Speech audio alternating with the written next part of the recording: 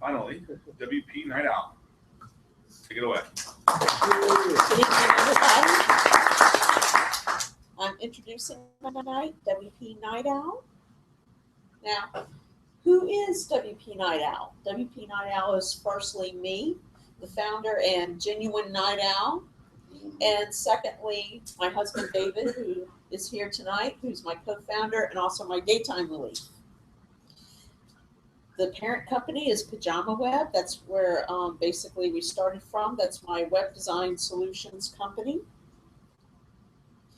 And I want to get to some numbers before getting into the pitch. So this is basically the why behind all of it. First of all, 24% of all websites worldwide are powered by WordPress. That is probably about at least 75 million websites.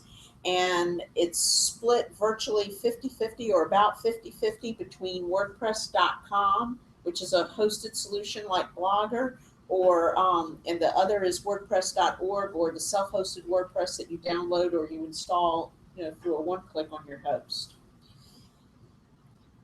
Basically, what WP Night Owl is concerned with is the approximately 38 million self-hosted or WordPress.org users around the world. There are 39,394 free plugins in the WordPress repository. This doesn't even count the premium plugins that many developers have for sale out there. For instance, CodeCanyon, which is part of Envato, has 3,612 plugins for sale on CodeCanyon. There are 1,953 themes in the WordPress repository. ThemeForest alone has 5,616 themes for sale. Now, these exact numbers are numbers I looked up today. That's how many they have today, and that number may have probably changed already by one or two. But I just give you those numbers to show you just how big WordPress is worldwide and the abundance of plugins to extend its functionality and the infinite variety of themes to basically customize the look of a WordPress site. So, what's the problem? The problem is the current version of WordPress is 4.2.2. And WordPress is updated officially about twice a year, somewhere around May and again in September-ish, with a X upgrade. 4.2.2 was a critical security patch to 4.2, which just came out like in May, and it was like within days they went from 4.2.1 to 4.2.2. Now keep this in perspective. All websites, I did some research on this, 24.6% of all WordPress websites are still running version 3 of some kind. That would account for 49%, it says 49.2, but basically half of all self-hosted WordPress sites, which based on the 75 million number accounts for about 19 million WordPress sites worldwide. This is from w3text.com, a site that keeps statistics on market share of different systems, website systems and publishing platforms around the world, like content management systems. 74.6, 3/4 of all WordPress sites are running version 4 of some kind. However, only 55% of the 74.6% are running the latest version, 4.2.2. All WordPress.com sites are 4.2.2 because the hosted platform is always kept with the most up-to-date version. So when you keep in mind that 55% of 74.6% is like tens of millions already, what does that leave for the other people with self-hosted sites actually running version 4 or even 4.2.2? It doesn't leave a whole lot, does it? It makes you go, oh, a lot of unpatched sites out there. And that doesn't even count all the infinite plugins and themes that don't get updated either. So why so many? First of all, the site owners, most of which are small business owners, are probably too busy to maintain their sites. A lot of them are technophobes. They are scared, to touch the back end of their site. And there's a general lack of education or information on the importance of keeping your site updated. Once upon a time, WordPress, in its earlier years wasn't quite so vulnerable. So if you went 2 years without running updates, it wasn't as big a deal. But there have been some big exploits that have come out recently that make it a bigger deal. Web firms and freelancers don't all do maintenance. I mean, many do, but there's still many that don't. Maybe because they're too busy doing the regular design and development of the websites, or maybe you have people, particularly freelancers, who just don't like it or just did not, put it in their business model. And who knows, maybe, they just have not worked out, how to maintain a relationship with their clients after the site is built. I mean, there's probably other, reasons behind these other two. But if it doesn't get done, if that maintenance and that update doesn't get done, this is the result. Your site ends up getting blacklisted by Google, and people get the screen when they try to go to your site. And the most recent example was 4.2.2 came about because of some strange vulnerability that affected the commenting system in WordPress. And just before that, there was another vulnerability that affected probably 20 premium plugins. I mean, big ones like Gravity Forms and stuff that everybody had to patch their plugins. And WordPress also had to come out with a quick patch. And at the end of last year, there was the Soap, which was the Revolution slider.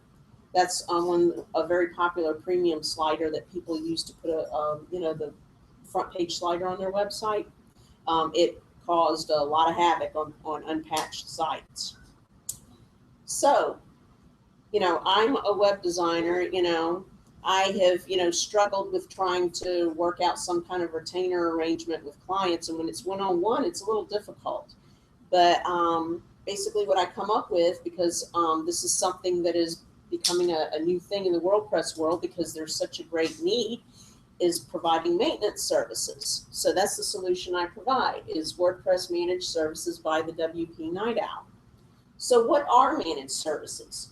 According to the MSP Alliance, managed services is the proactive management of an asset or object by a third party on behalf of a customer.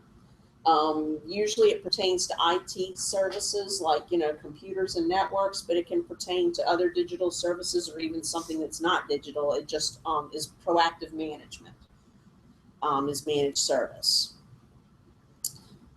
So this is the WP Night Owl website. It's not complete, but this is the front page that everybody will see when it goes live. The purpose of WP Night Owl is to take your WordPress website under its wing and make WordPress worry-less, so you can focus on publishing great content and building your business. The services that we provide are in this grid. I just took a screenshot of my pricing grid.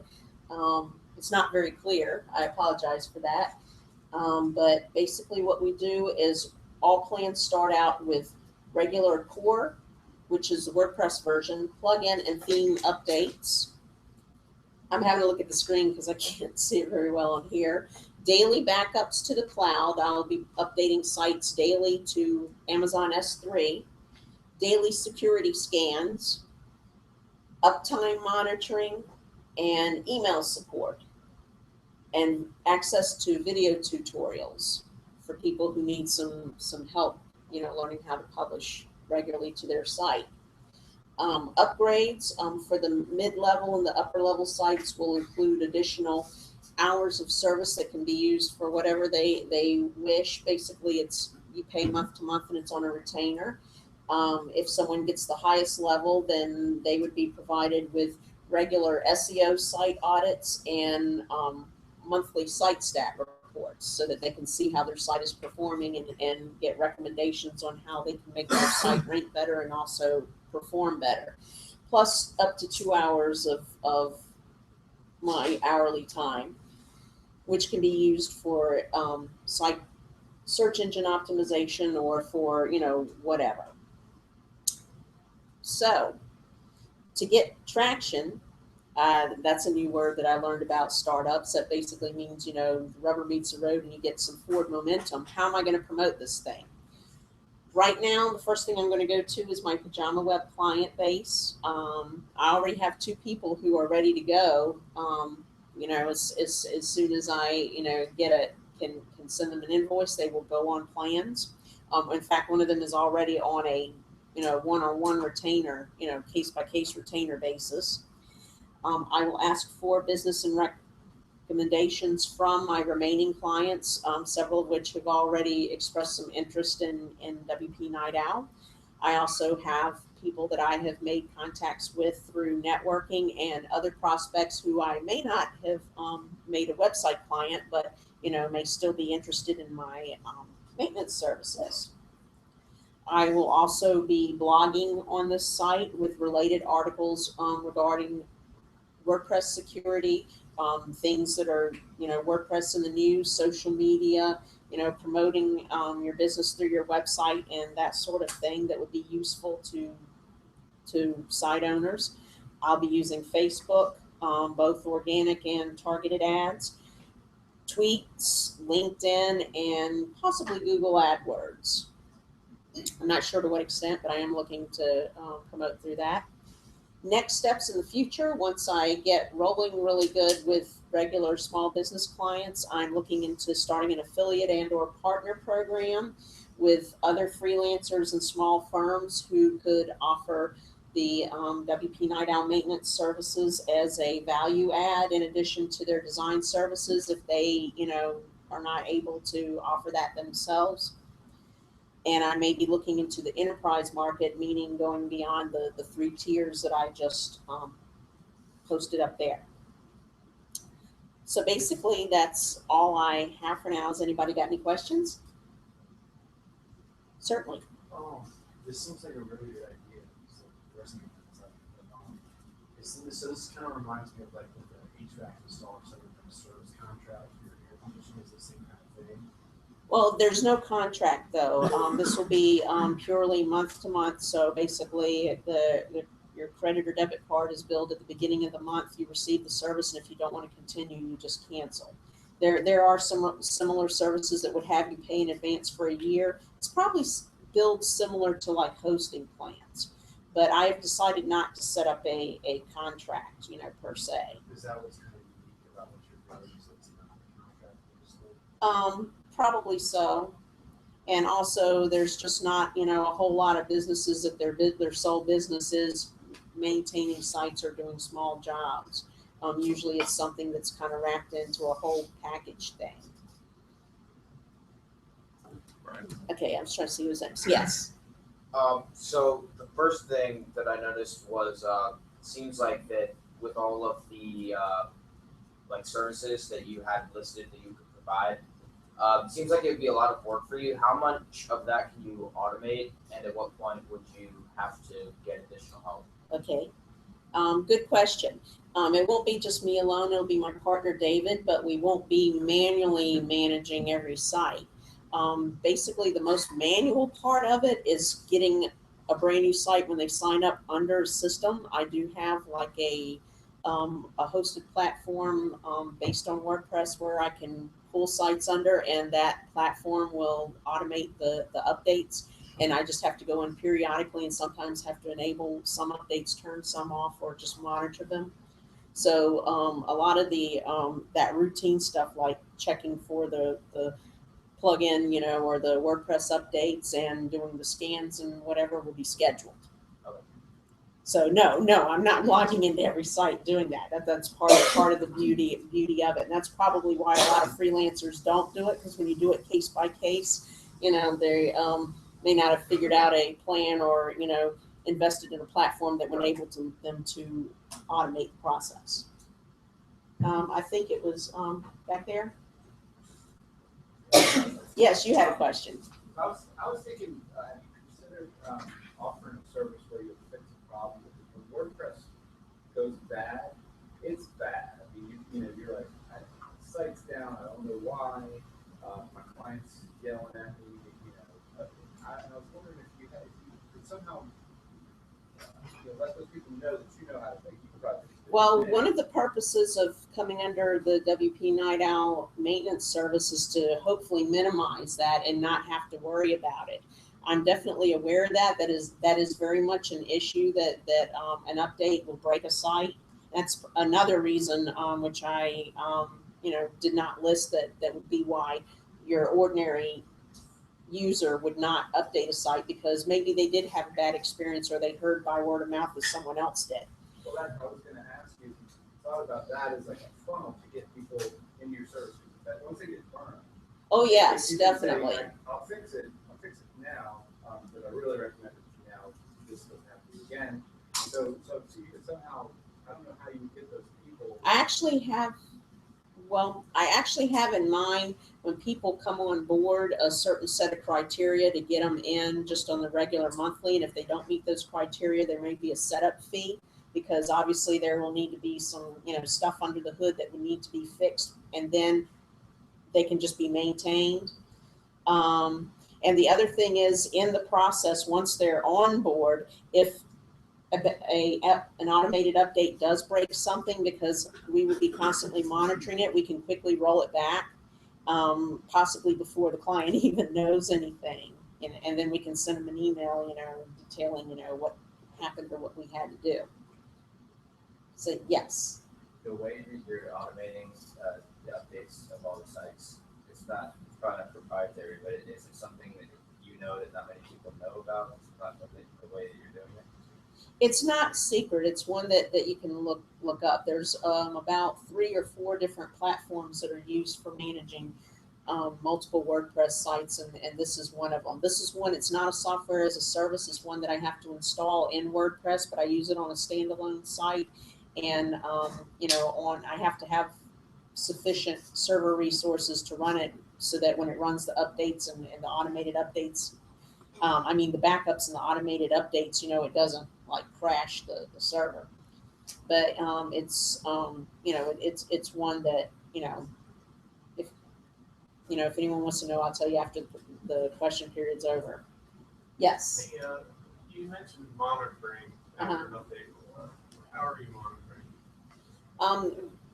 Well, on a daily basis, I can go in and peek at the back end. My platform does have a dashboard, so and I also receive emails that'll tell me how many, updates have been performed on which plugins or on which themes, whether WordPress has been updated. Right. Well, if a plugin, basically breaks with an update of the underlying WordPress, how do you determine whether or not the plugin doesn't work on the person's website? I haven't seen that my platform will know whether it breaks, so obviously that's the part where I do have where eyes have to actually come in.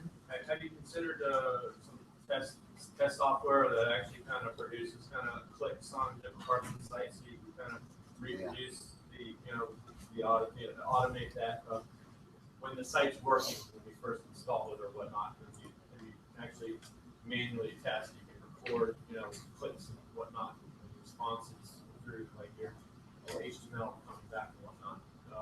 And once that happens, you can once updates happen, just run that test again and see what kind of cases actually fail. Might be a way to even automate all the plugins of a complex site, what's broken, what's not. Just a suggestion. That is a good suggestion. I don't the tool that I'm using, I don't think it has something that does that per se, so I'd have to find something else to do it. But that would be a good idea, to find something that could do an automated testing for me. You've had a question. I do. My question is about awareness of your service. So you mentioned that a lot of WordPress users they have tech phobia, right? So my question is, how much work do you have to actually educate them that the problem exists in the service? Now, what is that you're saying? You're talking about like if I'm dealing with a person who I may be selling this on, right? I think it's more like a general awareness of your service. Like, how do you let the people who are not tech savvy know, okay, there's a security issue that I need a service to have the monthly maintenance. How do you market it? Oh, well, many users are first of all, they are kind of woefully aware that more needs to be done with their site. If their site has already been hacked, then, they don't need convincing if they've already had to deal with something like that. I'm already, dealing on the Pajama website with someone who I didn't build their website. She did it do it, yourself, and she's got a bad theme, and she's having problems. She had an update came through. It was a bad update. It crashed her site, and we had to restore to an older version. And so she's definitely looking to get on board because, the site maintenance is getting in over her head. But, for the most part, you use like through the blog, through Twitter, whatever have you, probably mostly through the blog. If I'm dealing one-to-one with people, I can explain to them the issues. They need to understand that this is not just like putting HTML pages up. WordPress is a software. And just like, say, Microsoft Office or something, it gets old, it gets out of date, and eventually you need to update it. And security, I use the security as my main why. It's not the only why, but it's probably one of the most important, because updates will take care of at least 90% of the issue with sites getting hacked. But also updating your site is going to also enhance functionality and performance because new features get added, things that maybe, were bugs or didn't quite work right, or maybe, could be made better, they get improved. So you definitely, should upgrade for that reason too. Who else had a question? Okay. Hey, David. Hey, my question is, and I don't want to feel like you're selling yourself short of the price points, but leveraging that security and that threat, I think you can go higher on the price points. How did you arrive at the price points? That price point is actually based on a couple of companies that offer similar service to what I do. There are 2 or 3 pretty well-known companies. Probably 2 of the most well-known are WP SiteCare and Maintain. And maintenance is their main thing, but they also do development and other related services. Their price points are actually on a month-to-month basis either the same or a little bit lower. So it's pretty much in that range. And I may, go up from there, but I needed a place to start from. Because it seems to me that seems really cheap for something that involves, if you're an e-commerce website, you need your site. Well, the e-commerce website. This is when you pull out your swiper and charge him right now to do it. And send it to a customer. Or if he's not going to be a customer, you don't let us know what his feedback is. So you can be a customer? I already make. So you want to use it? Well, the base plan, there's not going to be a whole lot of hands on there, obviously, but the plans, the middle plan, which was like $100 a month, and there's a $200 a month plan, there's going to be, more. And, I am still on the fence about that, but, if someone has a WooCommerce site, I probably may have to recommend that they start at the $100 a month plan, simply because there is going to be a little more hands-on. Yeah. WooCommerce is known to break sites with updates, even small updates, more than other plugins do. Last question, John. I was just thinking about how you were talking about reaching out to people who are not tech savvy, or that kind of thing, and maybe the fact of problems you've already run into before, or people talking about what you've done for them when they've had problems, testimonial type things might also help as well. Give examples of problems that other people have had and ways that you have helped them. Well, as I build up clients, I'm definitely going to get testimonials on how the services work for them. Of course, my client base is going to be people who already have websites. For the most part, this is not folks that are coming in, with their first website. So they have, at least they know enough to know what they don't know. So that's who I'm marketing to. Pajama Web, I have to start at square one, with a lot of people because, they don't even have a website yet, or they're having one rebuilt that, the first one, they, didn't do, their experience wasn't so great, but they may not understand, exactly, what went wrong in the process. But by the time they transition over to WP Night Owl, they probably have at least some idea that, I need to make sure my site doesn't get hacked. I know I need regular updates, or, you know, just in the events something bad happens and you know, the server crashes and I lose my files, I need to be able to get my site back up. Or you never know what happens. Something could happen, you know, bad relationship with the hosting company where they need to move quickly and they need a backup. You know, there's a number of reasons why having a recent backup is most important, or very important to have. And you know, basically, probably the best way I could educate people is just relate to what they already know or have experienced. It's not too hard to, you know, get somewhere and find the common ground where they can, you know, see how, you know, the important things about taking care of their website versus just, you know, setting it and forgetting it. It's not hard to give examples or draw from something they've already experienced. Common ground is starts a place to build a relationship. That's, in a small business, that's the most important thing. So. Mhm. Great job. Thanks very much.